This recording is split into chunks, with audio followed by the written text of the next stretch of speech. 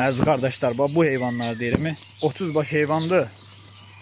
Hamısı birinci qarna, tatallar cinsi, dəvə qulaq, durna boğaz. 30 baş şişəkdir qardaşlar. Kim almaq istəsə, ünvan da Beyləqan rayonunda. Gəlib ala bilər. Göstər. Heyvanlar da göz qabağındadır. Ay maşallah, heyvan göz qabağındadır. Hamısı birinci qarna, qoşdan çıxmış şişəklər.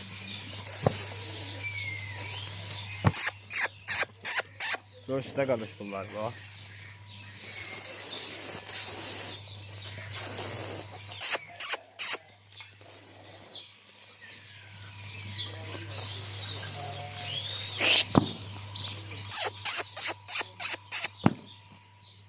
Ünvanda qardaş Beyləqan rayonunda.